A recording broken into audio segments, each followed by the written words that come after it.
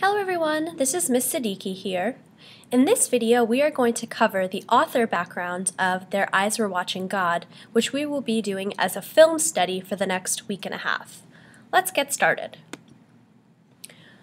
So the book, Their Eyes Were Watching God, on which the film is based, is by author Zora Neale Hurston, who is one of the beloved 20th century African-American female writers. Hurston was born in Eatonville, Florida in 1891, which was an all African-American community. She wrote several stories and novels, and her life's motto was "Jump at the Sun," which was given to her by her mother. So Hurston is really known as this enthusiastic, kind of over-the-top, speaks her voice author, and you can tell that from her early childhood and accounts of what she was like as a kid. So her writing really helped to shape the future for female African-American writers, and she really helped to develop a black female voice and identity through her writing. She was also a writer, anthropologist, and political activist during the Harlem Renaissance. So Hurston lived from 1891 to 1960. She was actually born in Notasulga, Alabama, but she claims that Eatonville is where she was born whenever she was asked, because she really thought of that as her home. That was the all-black community that she grew up in. That's where her father had served as mayor, and her father also worked as a carpenter and preacher. So you can see sort of undertones of her father's occupation in her writing and in the story, Their Eyes Were Watching God. And actually, unfortunately, Zora's mother died pretty early in life for Zora in 1904, when Zora was only 13. So at 13, she was taken out of school because her mother died and she had to take care of the household. But at 16, she landed a job with a traveling theater company. And so remember, she's growing up during the Harlem Renaissance, which we will focus in on more tomorrow. But the Harlem Renaissance is really this age of rebirth of black culture, where a lot of artists and writers and activists were emerging and migrating from the South to bigger cities in the North, like New York City and specifically Harlem, where they would create art, where they would write literature, and it was really this great emergence of a black voice in media. So Hurston was educated at Howard University. She also went to Barnard College in New York and Columbia University, where she studied anthropology and folklore. And in addition to being a writer, she has also worked as a teacher and a librarian. So some of her major works are listed here, and most of these focus on life in the rural South. So though Hurston eventually left and was able to live in Harlem, she really wanted to give a voice to those who were living in the South in a time after slavery was abolished, but really African Americans did not have equality and were living in segregated towns and were really just sort of emerging as a people who had access to opportunities like writing and music. So Their Eyes Were Watching God initially had a pretty critical reception. Other authors, including Richard Wright, who you might have heard of, Sterling Brown, and Benjamin Brawley, all criticized the work. Sterling says, "It does not depict the harsher side of black life in the South." Richard Wright, it says, "carries no theme, no message, no thought." Benjamin Brawley says, "Her interest is not in solving problems, the chief concerns being with individuals." Now, these writers were coming from a point of critique that made sense at the time. These fellow black writers believed that writing at the time should be for the advancement of African Americans because they were oppressed. So they thought that all writing should be activist, should be talking about how African Americans in the South were marginalized, and Hurston really doesn't do that. She does so indirectly, but really her stories are about individuals with lives and love lives and problems and family troubles. So it's really more of a smaller look at Black life in the South rather than the big picture. But what I believe that Hurston is trying to do is just show what life is like, not really show life with an agenda. And then so inadvertently, she's kind of giving voice to people that didn't have voice before, and that in and of itself is an act of activism. So there really are some activist issues in Their Eyes Were Watching God. I think there are a lot of feminist issues. For instance, Their Eyes Were Watching God is considered the first modern feminist text by an African American. Their Eyes Were Watching God describes the character Janie, the female protagonist, her search to find identity and voice apart from her 3 husbands. So, of course, this is another feminist idea of women are individuals, they're not just dependent on husbands. And then Janie, the main character, also leaves her first husband in search of more fulfilling relationships, which is also, at the time, would have been considered a very progressive feminist act. And then also, Janie is able to find her voice through femininity and through her community. So Hurston is really using her character to show how women can become individuals, how women can stand up apart from men. So this really, I believe, is a progressive and activist text and has been recognized as so in literary circles.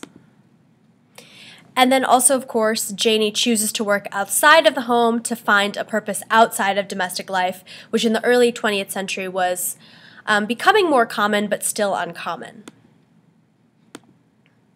So Hurston, in all of her writing, employs regional Black dialogue, so it's really all written, and we'll look at some excerpts together, but it's written in Black dialect, and that's a really unique trait that you want to remember about Hurston. She chose to do this because she wanted to portray African Americans as they appeared in some southern areas of the United States. So she really wanted to give you kind of a vivid, rich kind of experience of what it would sound like and smell like and be like. And so part of that is using the speech that was used in the rural Black South. Her use of regional dialect is considered a form of realism. So some parallels from Their Eyes Were Watching God to Hurston's own life. Janie married several times, the main character, as did the author Zora Neale Hurston. Hurston was often poor financially, like Janie. Hurston and Janie each searched for identity as Black women. Hurston had an affair with a young man, as with Janie's affair with Tea Cake in the novel. So some of the views that come across about the South that Hurston has are that Hurston really believed that authentic Black culture can only be found in the South. Hurston opposed the integrationist measures implemented in the Brown versus Board of Education decision, seeing integration as a way for cultural values to become tainted. So that was a really interesting viewpoint to have.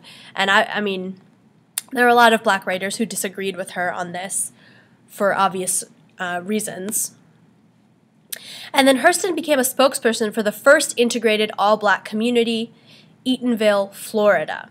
So she really wanted to preserve Black culture because she thought of it as this authentic thing, and she wanted to preserve the values that were part of her community. So it's not so much that she was against progress for African Americans. She certainly was not. But she, I think, was worried about the consequences of integration, as I think people from both races were at the time.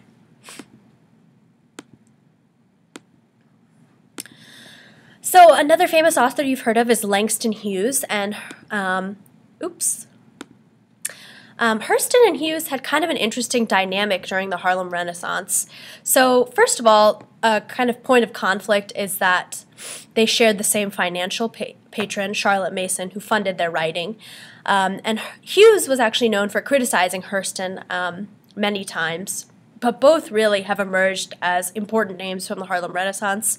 Hurston and Hughes actually once collaborated on a play, Mulebone, and then they also worked together to publish the first issue of Fire, which is a magazine that they released during the Harlem Renaissance, which showcased a lot of up-and-coming Black authors. So they had kind of an interesting relationship. They collaborated, but they also critiqued each other, and then they had this kind of conflict of interest with this financial patron. But really, Hughes was known for criticizing Hurston's writing as not being activist enough, not being progressive enough. because Hughes really focused on the broader picture, and Hurston, like I said, focused on individuals, on female black lives, and sort of the microcosm of the rural black South, and not the sort of how do we dismantle institutions. So Hurston was really known for affirming a view of African American culture. She did not view herself as lesser or as needing to change at all because she was black. She really believed in cultivating a positive black identity. So she writes, "But I am not tragically colored. There is no great sorrow dammed up in my soul, nor lurking behind my eyes. I do not mind at all. I do not belong to the sobbing school of Negrohood, who hold that nature somehow has given them a low-down, dirty deal, and whose feelings are hurt about it. No, I do not weep at the world. I am too busy sharpening my oyster knife." From How It Feels to Be Colored Me. So Hurston was great at affirming black identity or female black identity, but she was actually really considered fairly politically conservative. Like I was explaining before, she really believed in all black communities, and so she opposed the Supreme Court decision to desegregate schools because she was worried that it would kind of hurt this notion of African American culture and of strength in her own identity. So she kind of had this controversial view compared to other black progressive activists at the time who were fighting for integration, who were fighting for equal rights, who wanted to see, a mixing of cultures and wanted to see diverse neighborhoods. So Hurston was kind of critiqued for this, but you can sort of understand maybe where she's coming from, as in the fact that her agenda is really to celebrate black female identity, and her agenda is not to fight against, white oppression. So in her last years, she retired in Florida, which is where she was from. She unfortunately died in a welfare home, kind of poorer than you might expect for somebody who was so celebrated during her career. And then on her gravestone, which is interesting because she was born in 1891, and the gravestone is marked 1901, it reads, "A genius of the South, novelist, folklorist, anthropologist." And so remember, Hurston, because she wrote in that really rich black dialect, is known more as a folklorist than a novelist because she really taps into this storytelling idea, because her books really read like an oral history of sorts, or an oral personal narrative. So try to think of her in that way.